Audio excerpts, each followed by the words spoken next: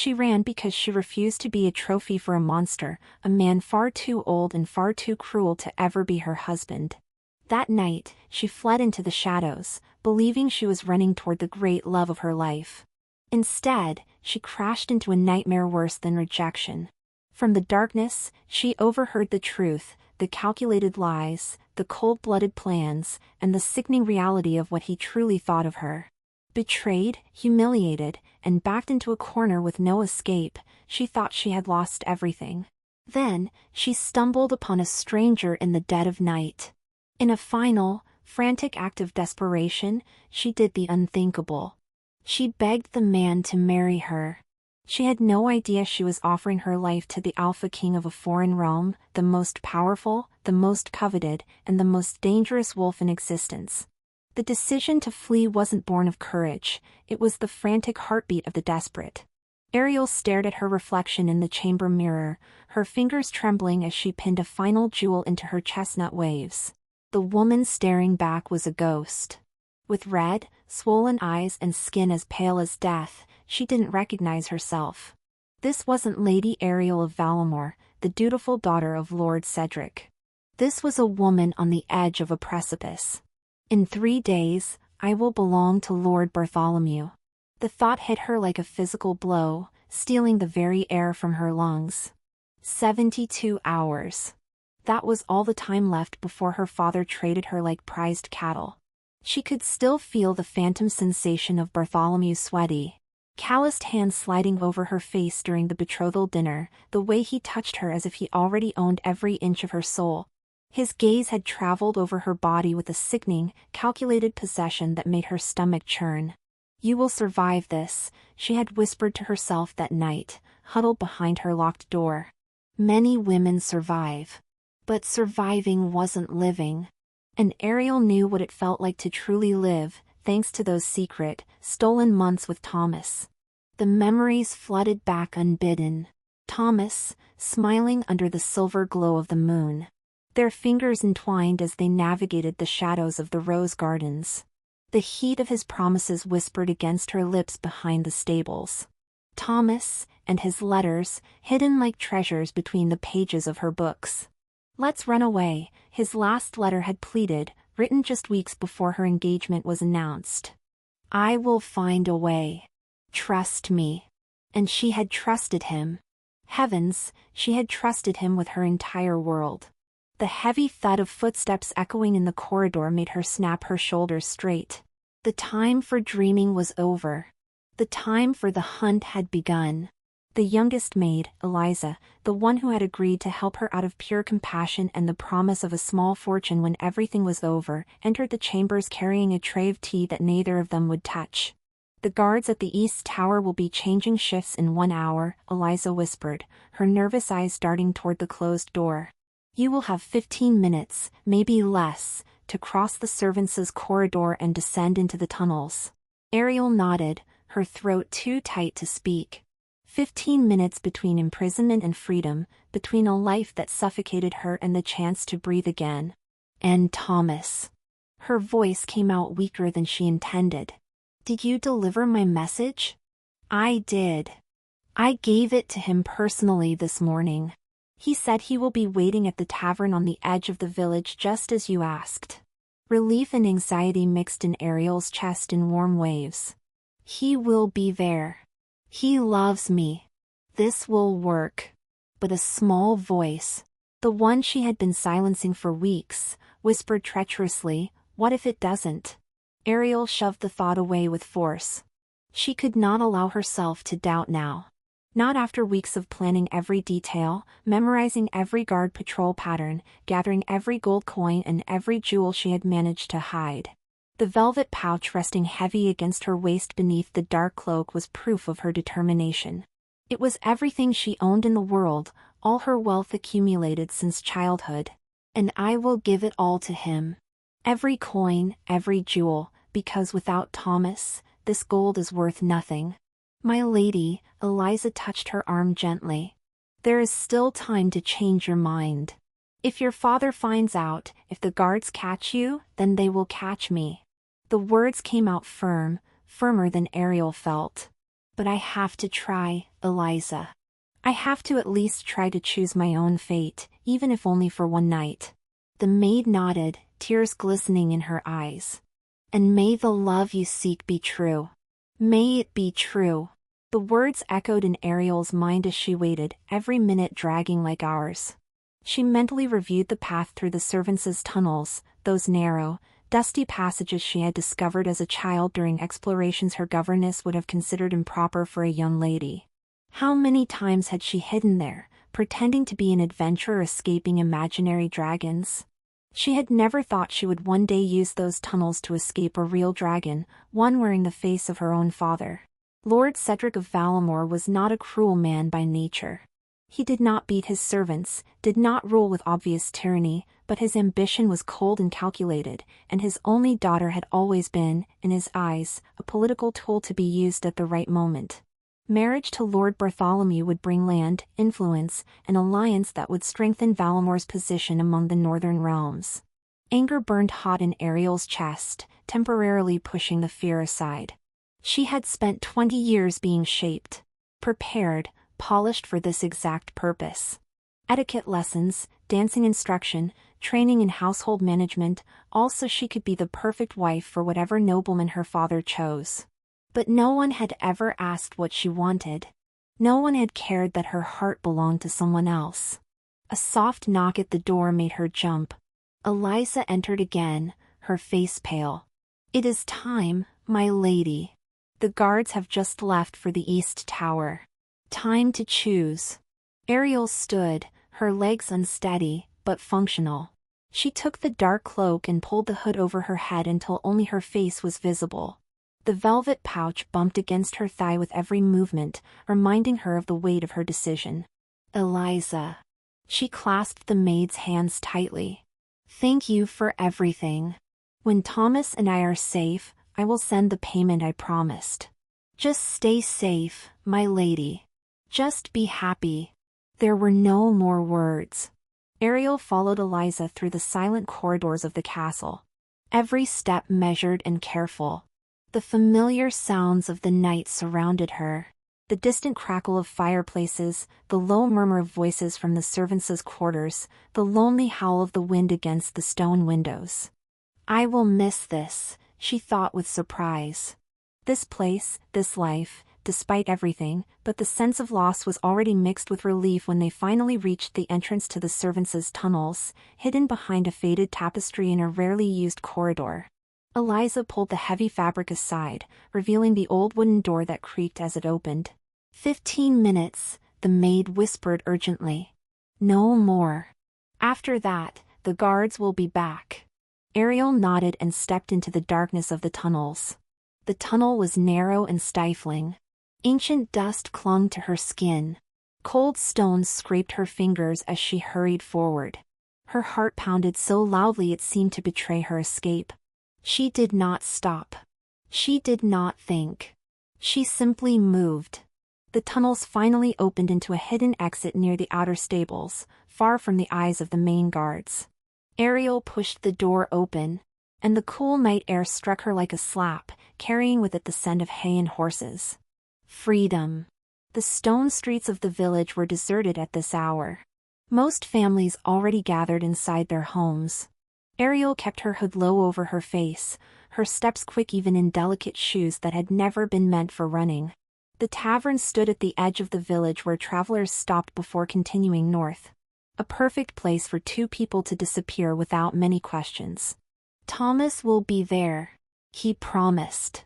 The warm lights of the tavern appeared ahead, voices and laughter spilling through the windows. Ariel slowed her pace, forcing herself to breathe more steadily. She could not enter looking like a desperate madwoman, even if that was exactly how she felt. Her hand touched the velvet pouch once more, feeling its comforting weight. "This will work.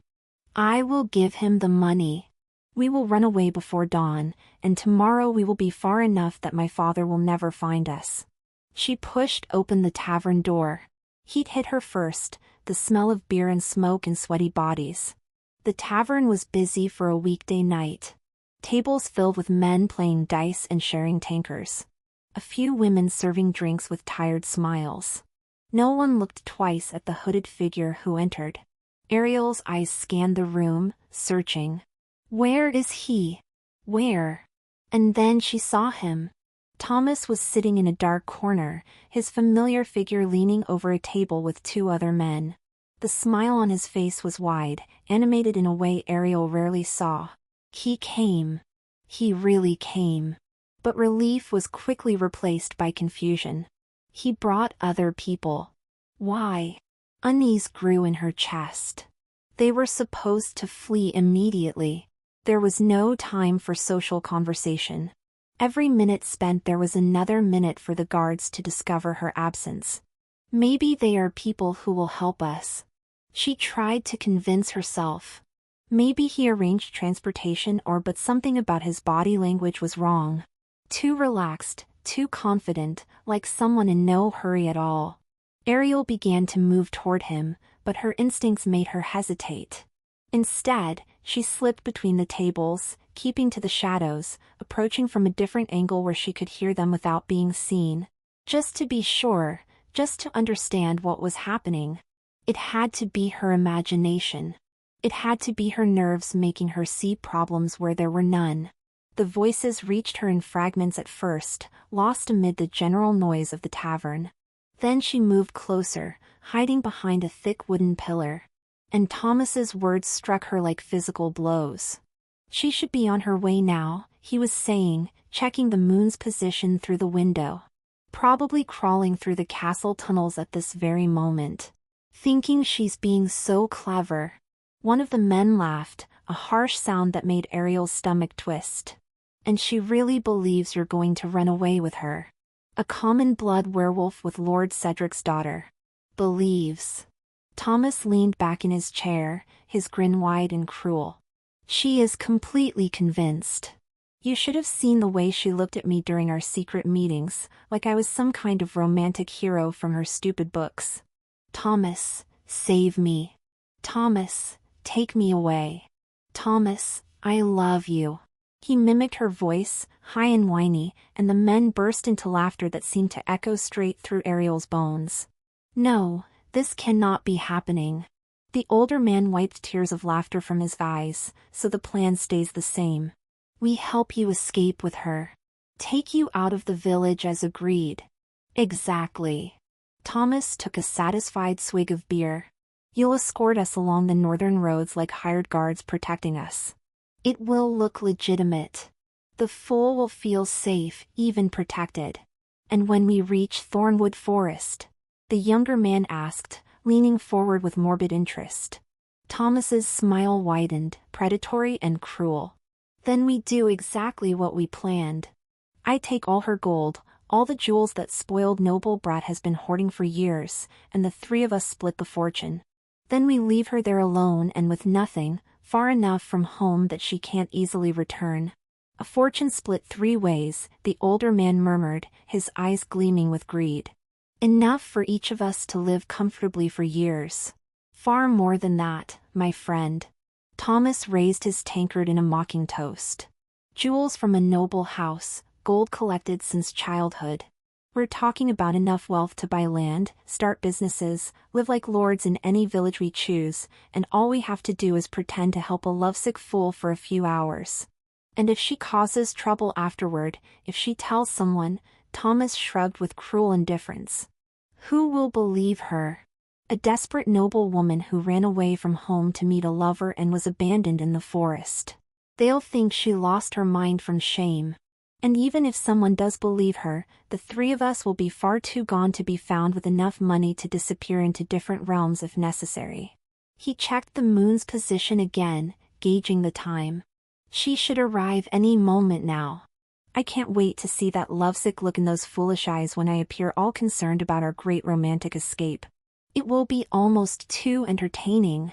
The 3 men laughed, a low conspiratorial sound that blended with the tavern's noise. Ariel's legs nearly gave out. She had to brace herself against the pillar to keep from falling. Her hand pressed over her mouth to stifle any sound that might escape. Months wasted. Her mind struggled to process, to understand.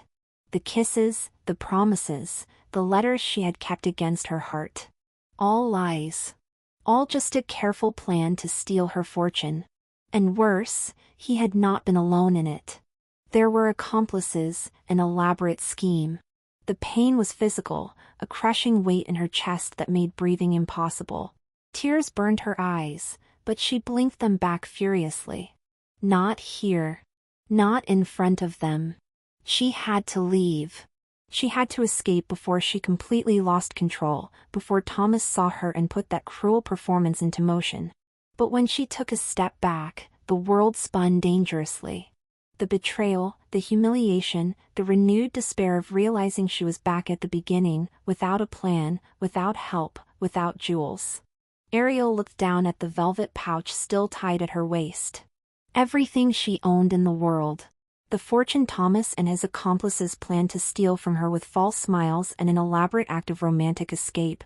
No, the pain began to turn into something else. Something colder, sharper anger. Pure burning anger that dried her tears and hardened something inside her. They will not have me. Not my money. Not my continued humiliation. Not the satisfaction of leaving me broken in a forest.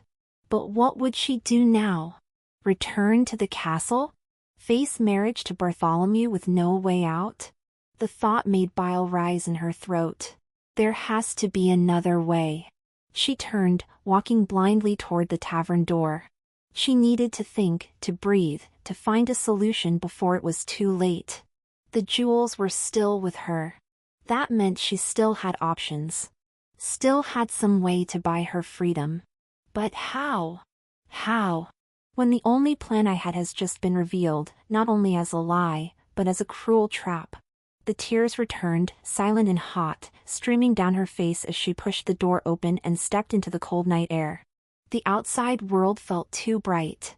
Too real. The moon too luminous for the darkness consuming her chest. Ariel began to walk without direction, simply needing to move, needing to put distance between herself and those voices laughing at her naivety, plotting her ruin. But her feet stumbled on the uneven stones of the street. Her vision blurred by tears, making it impossible to see clearly. That was when she collided with someone. The impact was solid, strong enough to make her lose her balance. She was going to fall, going to finally collapse completely. But a hand closed firmly around her arm, stopping her fall. Wait. The voice was deep, commanding, carrying a weight of authority that made Ariel freeze instinctively. But there was something else in it, too. An unexpected softness that contrasted with the firmness of the grip. Please.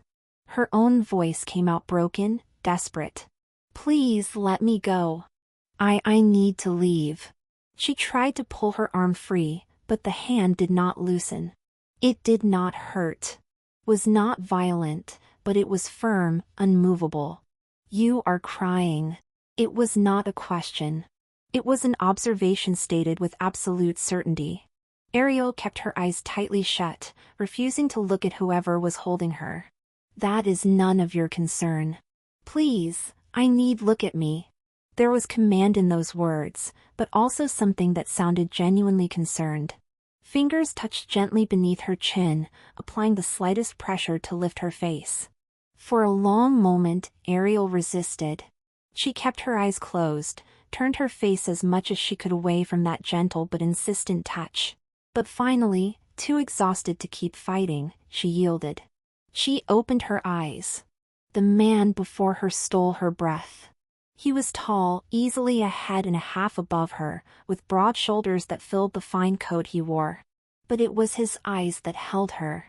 Pure amber glowing in the torchlight of the street like molten gold, studying her face with an intensity that made her forget to breathe.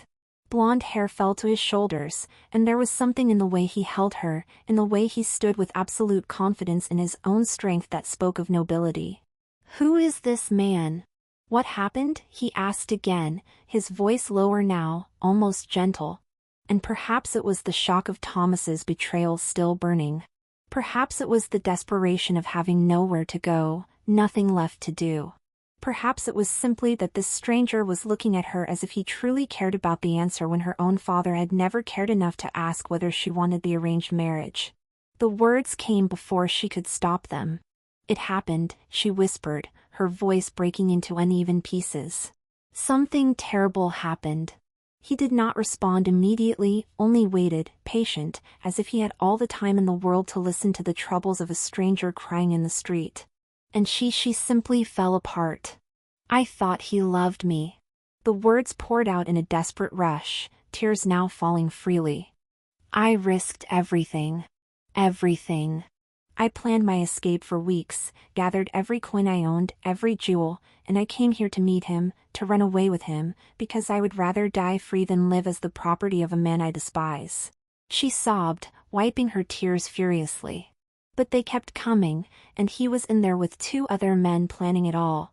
They were going to pretend to help me escape, make me feel safe, and then rob me. Take all my money and leave me abandoned in some distant forest, laughing at me, calling me foolish, saying I was naive and spoiled. It was all a lie. Every promise, every kiss, every letter, all just an elaborate trap to steal from me. Mine. The thought hit Archer like lightning the moment he caught her, stopping her from falling. Instant, primitive, absolute. He should not have been in that village that night. He should have been at the encampment with his retinue, preparing for the formal negotiations set to begin at dawn. But the idea of one more night suffocating beneath the weight of the crown, the expectations, the constant performance that being king demanded, had been too much, so he had slipped out. Dressed in simple clothes. Though unmistakably fine to any attentive eye, wanting only to walk, to breathe, to be a man for a few hours before the role of King Archer of Thornhaven swallowed him again. And then she collided with him. The beast inside him recognized something in her before his conscious mind could catch up. And when she finally opened her eyes, those deep brown eyes, bruised and full of pain so raw, something in him simply knew. "She is my mate." What happened? He heard himself ask, his voice lower, gentler than he meant it to be. And she broke. The words spilled out in a desperate rush. The betrayal, the man who had pretended to love her only to steal her fortune, the accomplices planning to abandon her in some distant forest, the forced marriage waiting for her in 3 days. With every word, Archer's anger swelled, hot, dangerous. The growl he swallowed at the back of his throat would have sent men running. His fingers tightened slightly around her arm. Not enough to hurt, but enough for the beast inside him to feel that he was holding what was his. Who dared lay hands on her? Who dared plan to harm her? But he held himself in check. Forced every muscle to loosen. Forced his voice to stay calm while he let her pour it all out because she was shattered, vulnerable, and pushing anything now, even protection, would be just another way of taking her choices away. She's brave, he thought, admiration mixing with fury. Desperate, but unbelievably brave. When she finally stopped, wiping at her tears with angry, frantic strokes, he simply kept holding her. Let his presence be an anchor, waited, and it was she who broke the silence in a way he never could have expected. "You can't help me." The words came out like a plea dressed up as resignation. "I have nowhere to go." Nothing except she touched the pouch at her waist. "Accept this." Archer watched in silence, trying to understand where she was going with this. "It's gold, jewels, everything I own in this world." Fresh tears slid down her cheeks. "I was going to give it all to him, that liar. And now I don't know what to do. My father will find me when the sun comes up. And in 3 days I'll be chained to Lord Bartholomew." She looked up and Archer saw the exact moment desperation turned into reckless determination. "But you," she whispered, studying him. "You're a nobleman. The way you carry yourself, the clothes you have standing influence." Her hands went to the pouch and Archer watched, stunned, disbelieving as she untied it. Torchlight flashed on gold as she opened it, offering it to him with shaking hands. "What is she?" "I have this of fortune." Her voice strengthened through the tears, "and I'll give it all to you." She drew a deep breath, lifting her chin. "If you marry me." The shock was total. She is asking me to marry her. This woman is trying to buy me. Archer looked at the pouch, then back into her eyes, bright with tears, and yet lit by a desperate courage that was both broken and unbreakable. My mate is offering gold to buy me as her husband. The irony was so perfect he had to fight not to laugh. Please, she went on, taking his silence for refusal. I know it sounds insane, a stranger offering money to marry her, but I don't have a choice. If I'm already married, if I already have a husband, my father can't force me. The contract with Bartholomew will be void. The tears kept falling, but her resolve was absolute. She had been betrayed, but she was not giving up. She was fighting. And then Archer started to laugh. Not loudly, not cruelly, just a low sound of genuine amusement. Why are you laughing? Offense edged her confusion. I'm not laughing at you. It's just the irony. He took the pouch, and the casual way he held it, as if the weight meant nothing, should have been a clue. What if I told you there's something more permanent than marriage, something that guarantees no one, neither your father, nor this Lord Bartholomew, nor any other man, can ever claim you? She blinked. More permanent than marriage. Among our people, there is the claiming bond. His voice dropped, heavy with meaning. A connection that goes beyond papers and vows. Recognized above any noble law. Once it's established, no one can undo it. Her eyes widened. Recognition. The claiming bond, she repeated, her voice small. My grandmother told stories about the old bonds, about how in the past werewolves claimed each other through moon and blood. She said it was law above any marriage, that it transcended noble agreements. Ariel paused. But I thought it was a legend. It isn't a legend. It's just become rare. She studied him. And you know how to create it? Yes, he said. My grandmother said only pure-blood alphas still held that knowledge. Awe rose in her voice. You're an alpha. It wasn't a question. Yes. Ariel looked at the pouch, then at him. Then she asked the questions that proved her mind was still working. Does this bond really nullify the marriage to Bartholomew? My father wouldn't have the power to take me from you. The bond overrides any human agreement. The moment it's completed, you will be under my protection. Your father will have no legal power to force you. The contract with Bartholomew will be void. She processed it, weighing it. This wasn't an impulsive decision. It was a conscious choice. And the bond is permanent, she said slowly. My grandmother said once it was made, it couldn't be broken. That it tied two people together forever. Yes, he would not lie to her. Ariel stared at him for a long moment. And Archer watched the battle inside her, fear wearing with necessity, doubt with courage. She was afraid of trading one prison for another. Afraid that this powerful alpha would become a different kind of chain. But she looked into his eyes and saw something Thomas's betrayal had nearly destroyed. Honesty. Certainty without deception. And still she chose. I accept, she said firm. It has to be my choice. I can't be forced into anything else. I need to offer something so it's a transaction where I have power. So determined to keep her dignity. Then I accept what you're offering. Not because I need it, but because offering it matters to you. Hope flickered. So you'll create the bond. Yes, but only if you say it again when you're calmer. Archer cooped her face gently. I won't trap you in another kind of cage. I need you to be sure, not just desperate. She held his gaze, breathed, and when she spoke, there was absolute strength in it. I'm sure. I want this mine. Then come. Archer guided her down the street. When they passed an alley, he stopped, eyes catching on the shadows. Marcus. A figure stepped out, power and loyalty radiating from him. Gather 2 guards. The clearing to the north. We need witnesses. Marcus looked from Archer to Ariel, eyes widening. Your Majesty, you go. Absolute command. Marcus vanished. Ariel looked at Archer, almost choking on the word. Your Majesty.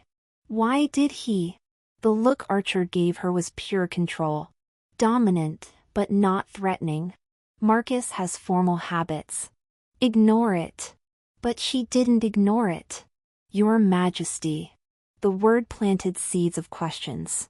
The clearing opened beneath the full moon, washed in silver. Marcus waited with 2 guards. Archer turned his attention back to Ariel. The bond will be created through a bite. It will be here. He touched lightly where her neck met her shoulder. The place our people recognize. My grandmother described it. Ariel murmured. She said it was intimate. You will feel my instincts, my emotions, and I'll feel yours. Deep and permanent. She took a steadying breath. And you truly want to do this? Yes. Through the touch, she felt absolute certainty. Then do it. I choose this. Archer stepped closer. His hands settled on her shoulders. Last chance. I'm not changing my mind. Keep your end. He smiled, then swept her hair aside. Moonlight bathed her skin, turning it into living silver. The air thickened, charged with something ancient and powerful. Under the moon, I claim you. And he bit. The world exploded. Ariel gasped, not from pain, but from sensation. Heat surged from where he bit her, spreading like molten fire through her veins. Her entire body came alive in ways she didn't understand. Sounds sharpened. She could hear the wind whispering secrets through the leaves, his breath against her skin. The beat of 2 hearts. 2, pounding closer and closer, sinking until she couldn't tell which was hers. And then came the wave of emotions that weren't hers. Fierce satisfaction, absolute protectiveness, a primitive possessiveness that should have frightened her, but somehow made her feel safe. As if at last someone saw her as something precious. When Archer pulled back, licking the wound, Ariel was breathing hard. The world had changed. Colors brighter, sounds clearer, and him, his presence, a steady pulse inside her like a second heart. What? Her voice failed. Her hand flew to her neck. Is that you? The bond, my emotions, and I feel yours. It was true. Through the connection, she felt his certainty, his strength, and something possessive that should have scared her, yet made her feel safe in ways she had never felt before. She closed her eyes, sorting through the chaos. The pain of Thomas's betrayal was still there, raw. But there was relief, too. The crushing weight lifted and hope. Intense, she whispered. You'll get used to it. She opened her eyes, meeting his through the bond. She felt something in him settle, like her gaze brought him a deep peace. It worked. My father can't force me anymore. No, no one can. You're free. Free? Tears burned. Not from pain, but from relief so intense it hurt in a different way. I chose this and it worked. Archer drew her closer. You were brave and you'll never be alone again. What do we do now? Archer studied her face. There was so much she would learn tomorrow. Marcus and the guards will escort you back, but we'll see each other very soon, sooner than you think. And when that happens, he paused, a mysterious smile curving his mouth. A lot is going to change. He took her hands, squeezing firmly. You made the right choice. Trust that. And trust that no matter what you learn tomorrow, I'm on your side always. The intensity in his words made her shiver. Through the bond, she felt layers of meaning she couldn't decipher. I trust you. Her words cut through Archer like a blessed blade. Trust. After being betrayed so brutally, she looked at him with clean eyes, unaware that what bound them went far beyond the claiming bond they had just formed. She didn't recognize it. Not yet.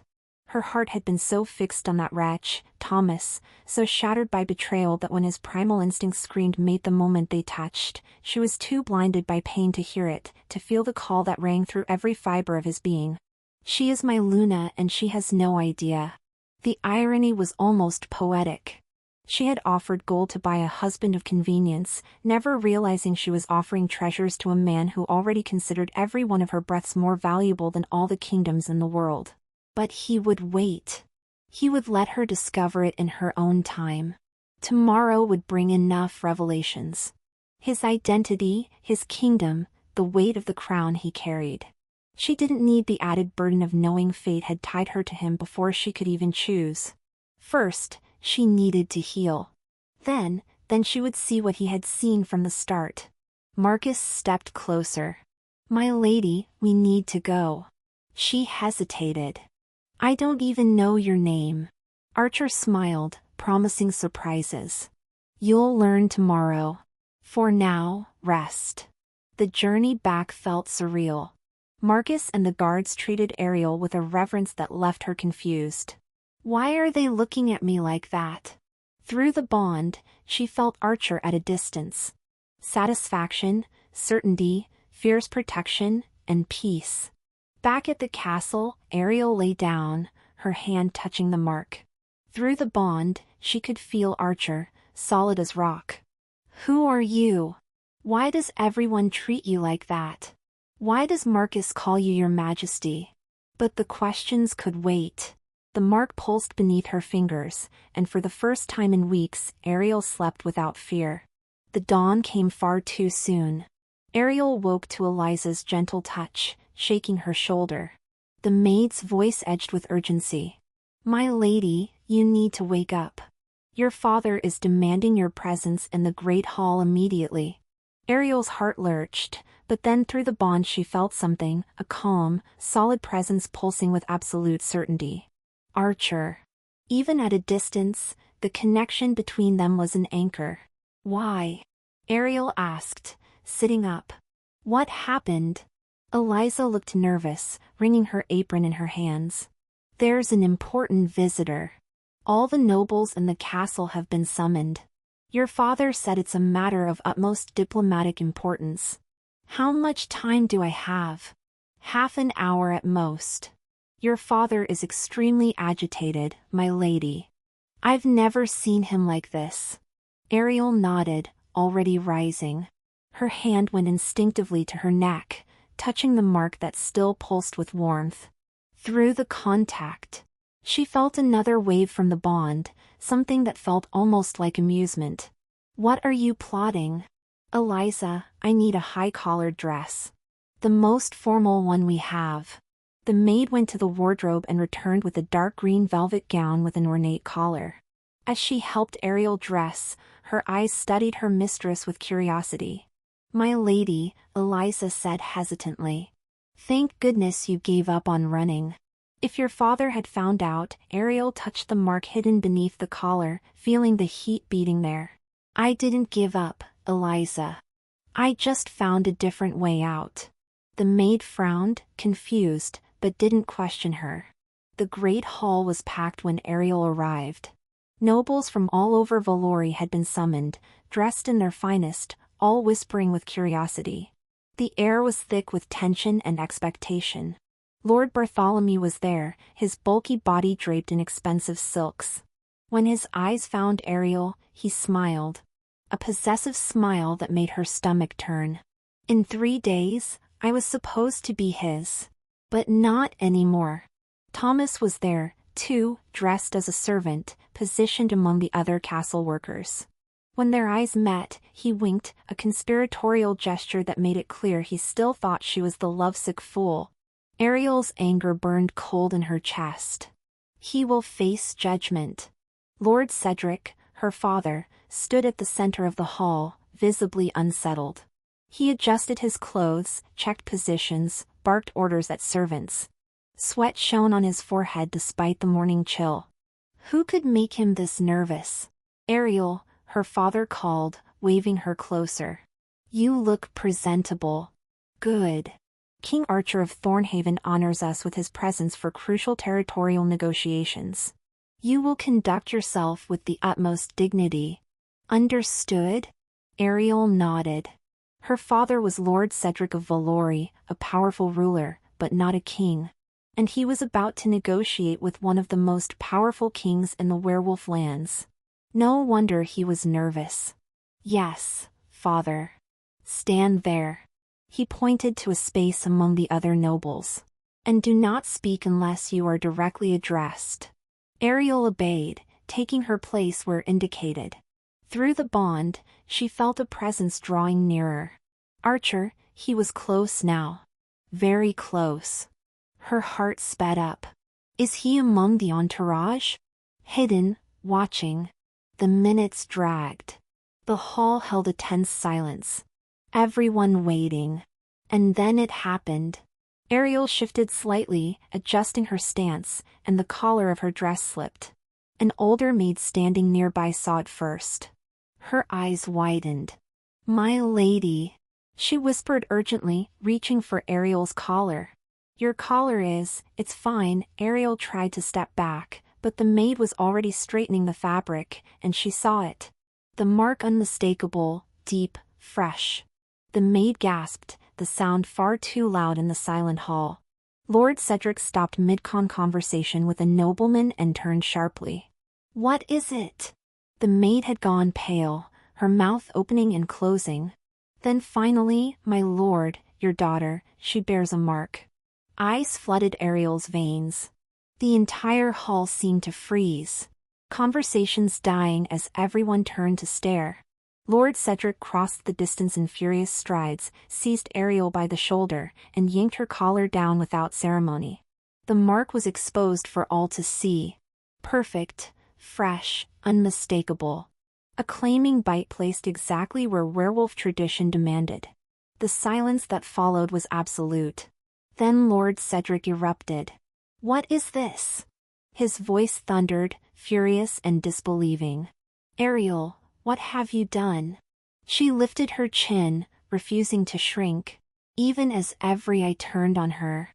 "I took control of my own fate." "Control?" His face went red. "You're marked. Marked by a claiming bond." "Who? Who dared touch you without my permission?" "No one touched me without my permission," Ariel replied, steel in her voice. "I consented fully and knowingly. I chose this." Lord Bartholomew had stepped forward, his face twisted. "She's ruined. Our contract is void." "That was the point," Ariel said, looking straight at him. "I'd take anything over belonging to you." The slap came fast. Her father's hand struck her cheek hard enough to snap her head to the side.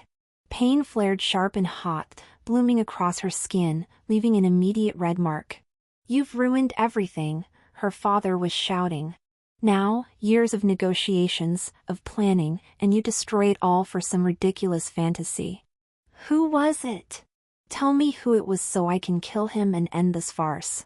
Ariel turned her head back, touching her burning cheek. Through the bond, she felt something shift violently, like a wave of absolute fury detonating somewhere in the distance. Archer felt it. He felt my pain. "You will not lay a hand on him," she said, her voice low, but loaded with certainty. "And he is not just any werewolf." "Then who?" Lord Bartholomew demanded. Which bold servant had the audacity to? The great hall door slammed open and Ariel's world changed completely. Archer stepped in and there was nothing simple about him now. He wore royal attire, black and gold fabrics that screamed power and bloodline, a cloak flowing behind him like wings. Blonde hair was partly pulled back, revealing a face that was both devastatingly handsome and utterly unforgiving. And his eyes, those amber eyes that had looked at her with gentleness, now burned with golden fire, barely contained fury rolling off him in waves that made every werewolf in the hall instinctively recoil. No. It can't be. But it was. Marcus entered at his side, wearing Thornhaven's colors, and behind them came a retinue of royal guards, each bearing weapons and crests. The entire hall dropped into deep reverence. Nobles bowed, servants knelt, and the earlier chaos collapsed into absolute silence. Lord Cedric went deathly pale, dropping to his knees so quickly he nearly stumbled. "Your Majesty, I had no idea Your Majesty had we were expecting you," but Archer didn't look at him. He didn't look at anyone. His eyes went straight to Ariel, and the intensity of that gaze hit her like a bolt of lightning. He crossed the hall in measured steps, every movement heavy with authority and barely restrained fury. Nobles moved out of his way without thinking, self-preservation taking over. Ariel stood frozen, unable to move as the truth crashed over her like a tidal wave. The man I offered gold to. The man I proposed marriage to as if he needed my fortune. The stranger in the street who accepted my desperate offer. He was King Archer of Thornhaven. Humiliation burned through her, tangled with shock. He knew all along. He knew exactly who he was. But through the bond, that connection that now made such terrible sense, she felt his answer. Not mockery, fury at her pain, satisfaction at finally revealing himself, and something deeper. Mine. Someone touched what is mine. Archer stopped directly in front of her, so close she could feel the heat of his body, the power radiating from him. And then, with a gentleness that clashed violently with the fury pulsing through the bond, he lifted his hand and touched her cheek, where the red imprint of the slap was still visible. His fingers were soft, but she felt the tremor of contained rage in them. Who? His voice came out low and dangerous, echoing through the silent hall. Dared to hurt you. Lord Cedric, still on his knees, went even paler. The entire hall seemed to hold its breath. No one answered. Fear was thick in the air. Archer didn't take his eyes off Ariel, but his next question was aimed at the room. I asked, who dared to lay hands on her? The silence stretched heavy and suffocating. Finally, a voice shook from the floor. Lord Cedric, your majesty, I didn't know that your majesty had. Archer turned slowly, his eyes locking onto Lord Cedric on his knees. You. It wasn't a question. It was an accusation. You struck her. I didn't know. Lord Cedric stammered. My daughter, she marked herself without permission. Ruined years of planning. I didn't know it was your majesty who The word was ice cold. So, you would have had permission to strike her if she weren't my mate. Is that what you're telling me? Lord Cedric opened his mouth, then shut it again, unable to answer. Archer turned back to Ariel and with a deliberate motion pulled her collar fully aside, exposing the mark for everyone to see clearly. She bears my mark, Archer said, his voice carrying through the hall with absolute authority.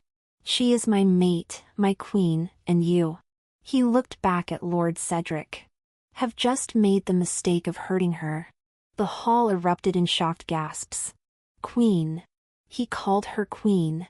Through the chaos, Ariel heard whispers. The king's mate. She'll be Thornhaven's queen.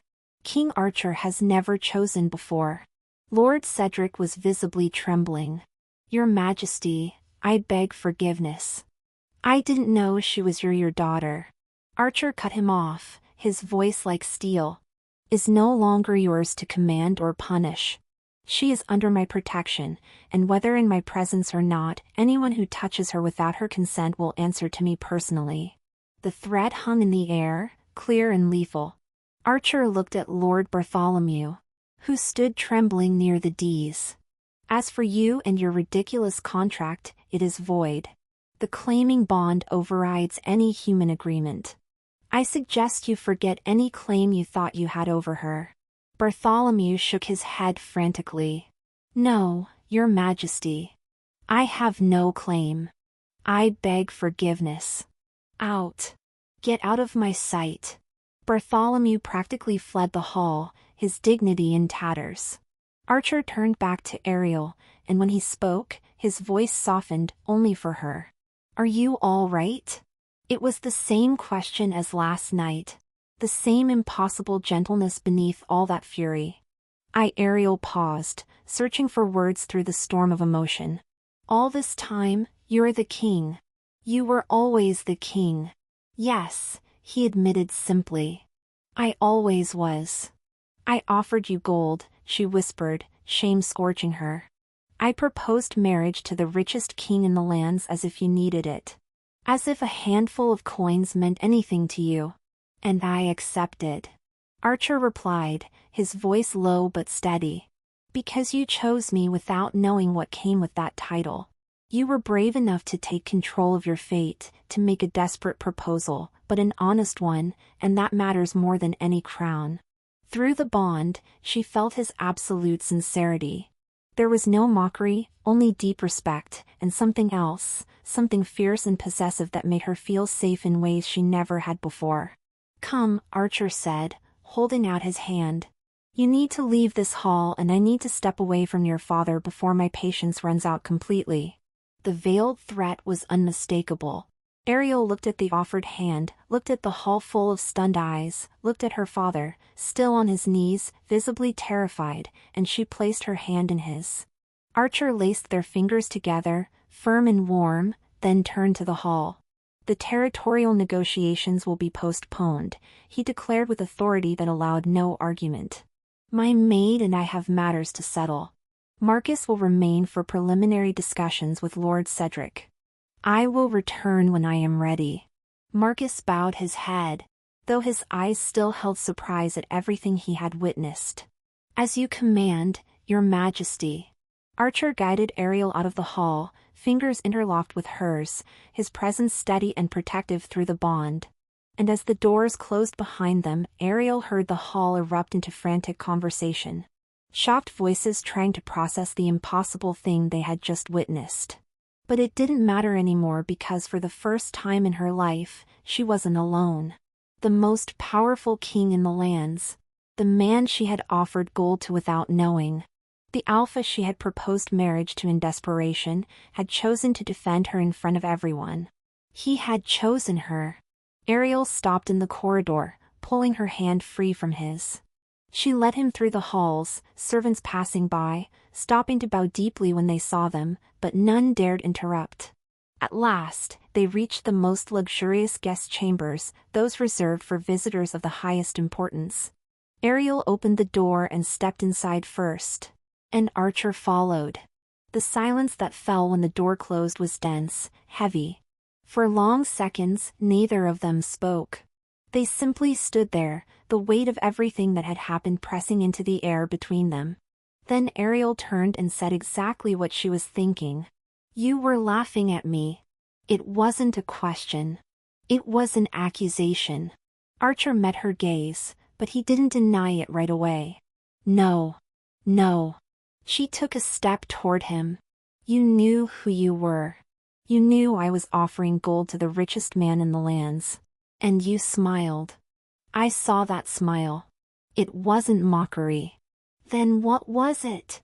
Her voice rose slightly. Amusement. Pity for the desperate noble woman who didn't know who she was talking to. "It was relief," Archer said. And there was something in his voice that made her stop. She blinked. "What?" He drew a slow breath, then stepped closer, not touching her, but near enough that she could see every detail of his expression. "And then a woman runs into me on a dark street. She's crying, shattered. And she makes me a proposal." He smiled, but there was something deep in his eyes. "A terrible proposal, I should say. Completely improper, desperate, without formalities or political games." He paused, something sacred weighing his voice. "And that woman, she was my mate, my companion chosen by the moon goddess. Something so rare I never thought I would be blessed with it. And she was offering me gold, proposing marriage with no idea that fate had already bound us." Ariel couldn't breathe. The irony was almost perfect. Archer continued quietly. "My mate, chosen by the gods, trying to buy me with mortal treasures, as if I needed gold when I had found something infinitely more precious." She closed her mouth. "You weren't trying to impress me. You weren't calculating political advantage. You were just being honest about what you needed and offering what you had in return. Like a transaction between two people, not between titles." "So yes," I smiled. "Not because I was laughing at you, but because for the first time in years, someone was seeing me as just a man who could help, not as a king to be won." Ariel processed that, her anger beginning to waver.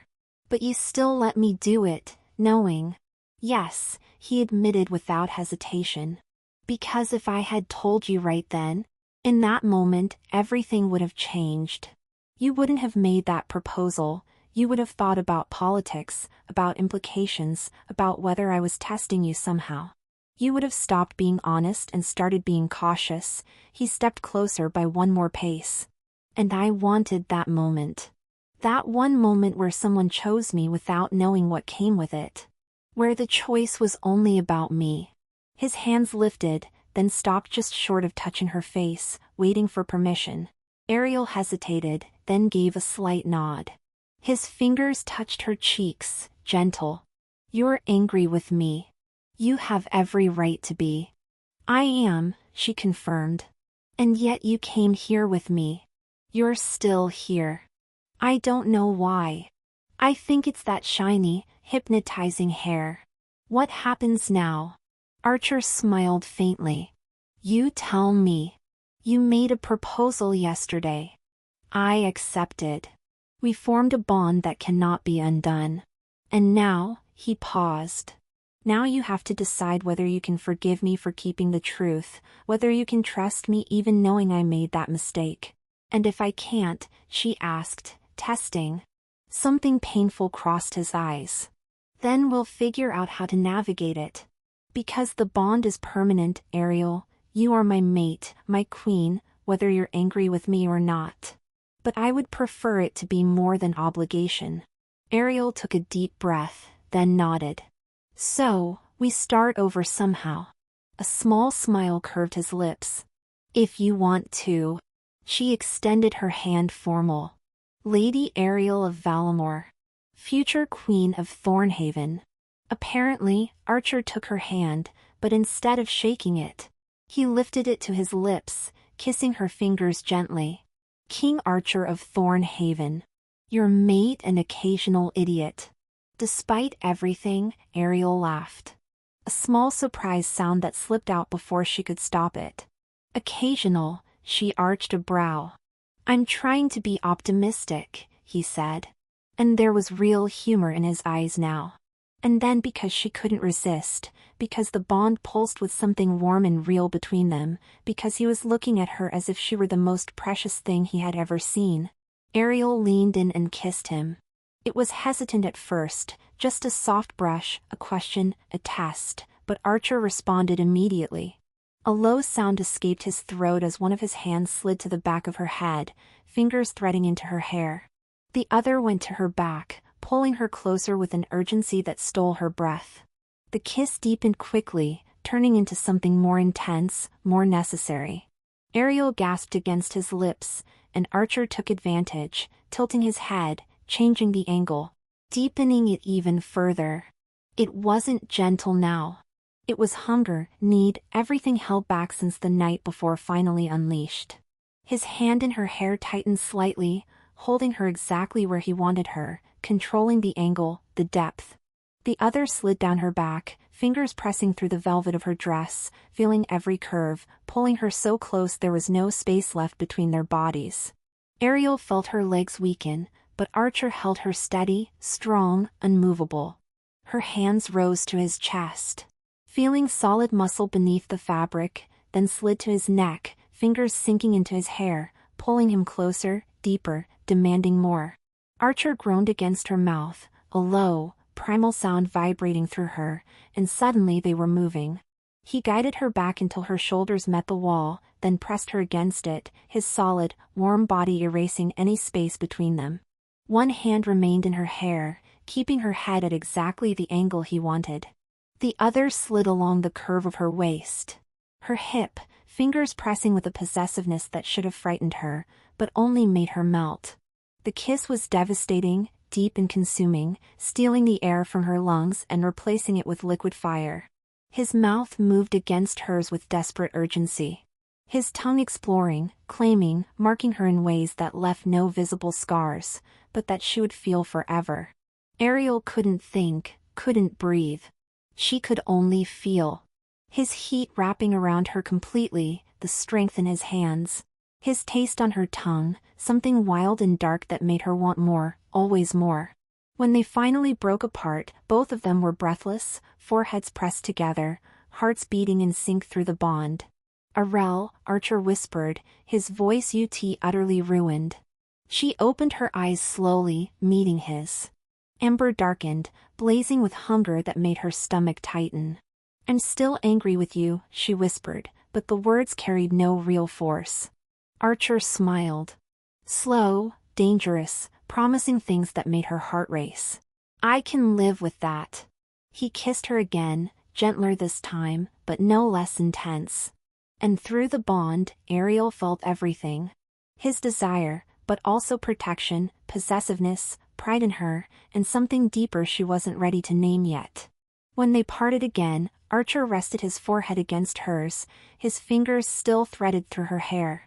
Ariel closed her eyes, feeling the bond pulse between them, that connection that went far beyond what she had initially understood. How did I not see it? The truth struck her with sudden clarity. That night on the dark street when he held her for the first time, the recognition had been there, primitive, absolute mate. But she had been so consumed by Thomas's betrayal, so blinded by pain, so broken by the love she had given the wrong man that she couldn't feel it, couldn't hear what her instincts were screaming. She had offered gold to her destined mate without recognizing him. And now with her heart beginning to heal, with Thomas's pain turning into distant memory instead of open wound, now she felt it clearly, completely. This bond wasn't just the claiming bond she had asked for. It was the mate bond. The recognition that should have happened at first touch, but that her broken heart couldn't process. He knew, she realized with absolute certainty through the connection. He had felt it from the beginning. And still he waited. Let her heal. Let her choose him without the weight of knowing fate had already tied them together. "You are mine," he said quietly. And it wasn't a question. It was a declaration, a promise, a vow. "And I am yours. No matter how angry you are, that doesn't change." "No," Ariel agreed softly, feeling the truth of it through the bond. "It doesn't." Archer pulled back slightly, though his hands still held her waist. "There's something I need to do," he said, and something in his tone made Ariel straighten. "What, Thomas?" Archer said, the name coming out like a low growl. "He's still in the castle, and he needs to answer for what he did." The name fell between them like a stone dropped into still water, sending ripples outward. Ariel felt something cold pass through her. She had almost forgotten, lost in the last few minutes. "What are you going to do? A trial public?" His eyes hardened. "I want everyone to see that betraying you has consequences. That planning to hurt you comes at a price." He paused, studying her face. "But only if you want it. The choice is yours." Through the bond, Ariel felt his fury. Controlled but absolute. And she felt the respect, too. The way he was waiting for her decision. "I want to be there," she said, her voice firm. "I want to see him answer for it. I want to look him in the eyes and feel nothing. No love, no pain." Pride shone in Archer's eyes. "Then that's what we'll do." He stepped away, going to the door and opening it. Marcus stood on the other side as if he had been waiting. "Some in the hall," Archer ordered. "All nobles, all servants who wish to witness. There will be a trial in 1 hour. Thomas, son of William the blacksmith. He is to be arrested immediately for treason, conspiracy to commit theft, and planning the abandonment of a noble woman." "He's already detained, my lord," Marcus said. And Ariel looked at Archer in surprise. He turned to her. "I ordered his arrest the moment I entered the castle and felt your pain through the bond. Before I even reached the hall, I commanded that they find the man who planned to betray you." His eyes hardened. 1 hour later, the great hall was full again. But this time, it was different. The summons had been broad, not just nobles. But anyone who wished to witness was permitted. Servants, guards, villagers from the town. The hall was packed, people pressing in to see. The news had spread quickly. King Archer would conduct a trial. His mate, the future queen, would be present, and the accused was Thomas, the blacksmith's son, whom many knew. Ariel entered hand in hand with Archer, and this time there was no shame in her steps. Head high, shoulders back, the mark clearly displayed. 2 thrones had been placed, one for the king and one for her. For the queen. Archer helped her sit first, a deliberate gesture that did not go unnoticed by the crowd, then took his place beside her. When their hands met on the armrest between the thrones, fingers lacing naturally, the message was clear. Marcus stepped forward, his voice carrying through the hall. "We are gathered for the trial of Thomas, son of William, blacksmith of Valamore. He stands accused of treason against a noble woman. Conspiracy to steal property and planning abandonment under dangerous circumstances." A murmur rippled through the crowd. "The charges are severe," Marcus continued. "And as this crime involves Lady Ariel of Valamore, claimed maid of His Majesty King Archer of Thornhaven, this trial will be conducted under the laws of Thornhaven, with His Majesty presiding." He paused, letting the weight sink in. "Bring in the prisoner." The doors opened. Guards entered, dragging Thomas between them. He looked smaller, confused. His eyes swept the hall, so full, so many watching, until they landed on Ariel, and she saw the exact moment understanding hit him. The noble woman he had planned to rob was seated on a throne beside the king with a clear claiming mark on her neck as queen. Terror washed over his face, draining it of all color. Archer rose, and the hall fell instantly silent. "Thomas, son of William." His voice rang with absolute authority. "You stand accused of grave crimes against Lady Ariel of Valamore, my claimed mate. How do you plead?" Thomas opened and closed his mouth. "Finally. I didn't know she was that, Your Majesty." "Answer the question," Marcus ordered firmly. "Guilty or not guilty of the crimes presented?" "I didn't know," Thomas shouted, desperation coloring his voice. "How could I know that she would be that, the king?" "So, you admit the acts," Archer said with icy calm, "but claim ignorance of the victim's identity as your defense." Tense silence. "I'll ask more plainly," Archer said. "Did you plan to deceive Lady Ariel? Did you plan to take her gold under false pretenses? Did you plan to abandon her in a dangerous location? Yes or no?" Thomas looked around desperately. He found no sympathy on any face. "Yes," he finally whispered. "But she wanted to run away. She asked me for help." "I just call the witness," Archer ordered, cutting him off. Marcus signaled, and the man was brought forward. "You," Archer pointed to the servant. "Tell the hall what you heard." The man, nervous but determined, spoke, his voice gaining strength. "I work at the tavern, Your Majesty. Last night, I overheard Thomas and 2 other men at a table. They were drinking, laughing. Thomas said a noble woman was so desperate she was going to give him all her gold. Said she had a fortune." The hall murmured in shock. "He said he would pretend to help her escape." The servant continued, said he would take the money, lead her away with the other 2 men as guards, and once they were far enough, they would take everything and leave her alone. Split the gold 3 ways. "Lies!" Thomas shouted. He's silence. Absolute silence. Archer returned to his throne, standing beside Ariel, his hand settling on her shoulder. But there is one voice that matters more than any other. The victim. He looked at her. "Lady Ariel, future Queen of Thornhaven, the crime was against you. What is your verdict?" The entire hall turned. Ariel rose slowly, feeling the weight of it. But through the bond, she felt Archer's support. She descended the steps approaching Thomas. And she felt pity. Only pity. "You called me a fool," she said, her voice carrying clearly. "And maybe I was foolish to trust. Foolish to believe what we felt was real." She stopped in front of him. "But I learned something. Being brave enough to trust, to hope. That isn't weakness. It's strength. Because even after you betrayed me, I still had the courage to try again." Her voice grew stronger. "I made a desperate proposal to a stranger. I offered everything with no guarantees. And that stranger saw me, not as a fool, not as an opportunity, but as someone worth choosing.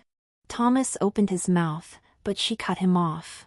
So yes, I agree with whatever sentence His Majesty proposes because you had the chance to choose kindness, loyalty, perhaps even real love. And you chose greed. You chose cruelty. She turned, walking back with steady steps. And now you will live with the consequences. The hall erupted in approval. Archer took her hand as she reached the throne, absolute pride in his eyes. The sentence, Archer declared, is permanent banishment from all werewolf lands under the jurisdiction of Thornhaven and its allies. You will be marked as a traitor. Any property will be confiscated, and you have until tomorrow's sunset to leave these lands. If found afterward, immediate imprisonment. Thomas went white. No, please. I have family. You should have thought of that before, Archer said coldly. Guards, take him. Thomas was dragged out, his pleas ignored. And when the doors closed, Ariel felt something finally loosen. It was over. Archer turned to the hall. Let this trial serve as a reminder. Betrayal has consequences, and those who harm the vulnerable will answer for it. He paused. This court is adjourned. After the hall emptied, Ariel remained seated on the throne, processing it all. Thomas was banished. Bartholomew had fled, and she was free. That afternoon, Ariel sent for her father. When he arrived at the chambers, caution lined every part of him. He seemed smaller, older. Arel, sit down, she interrupted, pointing to a chair. He obeyed, and that alone said everything. Lord Cedric obeyed no one, but now he obeyed her. Ariel remained standing, a position of power that was no accident. You sold me, she said, her voice calm but heavy with raw truth. As if I were livestock. Merchandise, something to be traded to the highest bidder. He opened his mouth. She raised a hand, silencing him. No, you will listen. For the first time in my life, you will truly listen. She took a deep breath, arranging years of hurt into precise words. You raised me to be a tool, to serve your ambitions, to strengthen alliances that benefited you. And when I no longer served your purposes the way you wanted, you sold me to the vilest man you could find. Lord Cedric shrank in his chair. But Ariel continued, and there was strength in her voice now. I survived. Not because of you. In spite of you, I found my own courage. I made my own choices and I built my own way out. She moved to the table, picking up a document Marcus had prepared that morning. She placed it in front of her father. This is an official renunciation. Valamore relinquishes any claim over me, any authority, any right to interfere in my life. He looked at the document, then at her. And this clause, Ariel pointed, specifies that any attempt to interfere, any attempt to use my name for political gain, any attempt to control me through Thornhaven will result in immediate severance of trade and alliances. Marcus made it very clear that Thornhaven will support this fully. Lord Cedric took the document with visibly trembling hands. He read it once, twice. You are cutting me off completely, he said, his voice. No, Ariel corrected. I'm freeing myself. There's a difference. If you sign this, if you respect my boundaries, maybe one day we can have some kind of relationship. But it will be on my terms, not yours. Heavy silence filled the room. Lord Cedric looked at the document, then at the daughter he barely recognized. The obedient girl was gone. In her place stood a woman who commanded respect. A queen. He began, his voice breaking. Ariel, I'm sorry. She waited, not helping him, not softening. Not just for selling you, he continued, the words coming with difficulty. Though I regret that as well, but for never seeing you, for never asking what you wanted. For spending your entire life treating you like a piece on a board instead of my daughter. Tears filled his eyes. Real, not manipulative. I did what my father did to me, what was done to generations of our family, and I never stopped to question whether it was wrong, whether it was hurting you. I just followed the pattern." He wiped his eyes roughly, his hands still shaking. "You deserved better. You deserved a father who protected you, not one who sold you. And I failed completely." Ariel felt something tighten in her chest. It wasn't full forgiveness, but it was something, a beginning, perhaps. "I don't know if I can forgive you," she said honestly. "Not now. Maybe not ever completely. What you did left scars." "I know," he whispered. "But," she continued, "I also won't carry this weight forever. I won't let what you did define who I am." She pointed to the document. "Sign it and let me move on." Lord Cedric took the quill. His hands shook so badly he nearly spilled the ink, but he signed. Each letter carefully formed as if he were signing not just a document, but the end of an era. When he finished, Ariel took the paper, checked the signature, and folded it carefully. "Thank you," she said simply. He looked at her surprised. "For signing, for apologizing, even if it's too late, for finally seeing me." She stepped closer and for the first time in years touched his shoulder. "Brief, but real. I don't owe you obedience anymore," she said softly. "But I give you back your humanity. You are my father. That doesn't change. But who we are to each other, that will depend on you, on the choices you make from here on."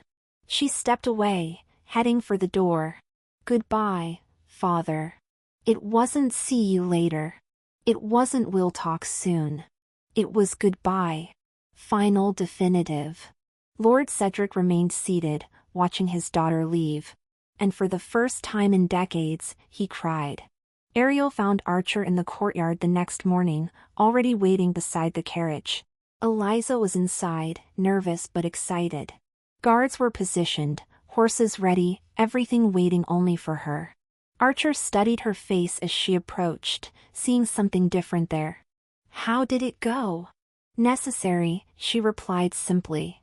He nodded, understanding through the bond. Then he held out his hand. "Ready?" Ariel looked back at the castle one last time, the towers where she had grown up, the windows of her chambers, the great hall where she had been struck, humiliated, and then defended. And she felt nothing. No longing, no regret, no pain. Only peace. "I left a long time ago," she said, taking his hand. Archer smiled, that smile that transformed his face and helped her into the carriage. He mounted his horse beside it. Marcus gave the signal and the procession began to move. Ariel didn't look back. There was no reason to. Her past was sealed, signed, and delivered. Her father had his apology and her boundaries. Thomas was banished. Bartholomew had fled. And she was free. Through the window, she watched Archer riding. Blonde hair gleaming in the rising sun, posture confident, amber eyes occasionally flicking to the carriage as if he needed to be sure she was still there. My mate, my king, my chosen. And for the first time in her life, Ariel wasn't running from something. She was running toward something, toward Thornhaven. Toward her new kingdom, toward a life that would be her own. "Where have your thoughts gone, my lady?" Eliza asked timidly from across the carriage. Ariel smiled, touching the mark on her neck that still pulsed with warmth. "To the future," she said. "Only to the future." And as the carriage rolled on, leaving Volmore behind for good, Ariel closed her eyes and let the bond wrap around her. Through it, she felt Archer, his satisfaction, his joy, his fierce pride in her, and something deeper, something that was beginning to feel dangerously like. Later, she thought, smiling. We'll explore that later. For now, it was enough to be free. It was enough to have chosen.